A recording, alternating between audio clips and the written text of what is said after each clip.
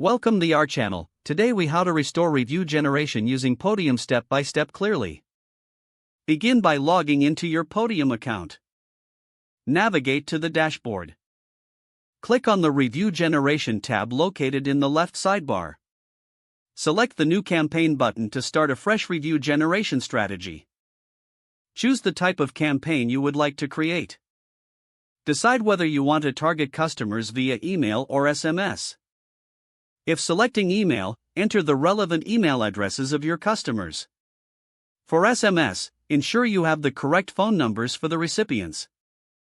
Personalize your message to make it more engaging. Include a clear call to action prompting customers to leave a review. Select the platforms where you want to gather reviews. Options may include Google, Facebook, or industry-specific sites.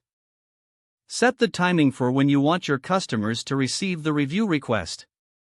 Consider sending requests shortly after a purchase or service completion.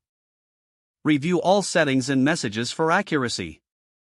Once everything is confirmed, click the Launch Campaign button.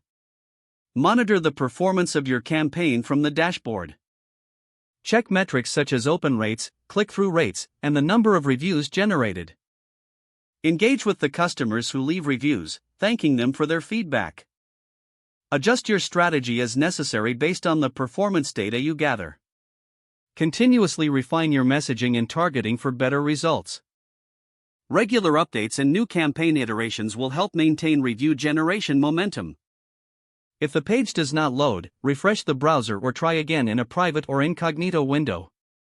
Make sure you are using the correct email address, then retype it carefully to avoid small typos.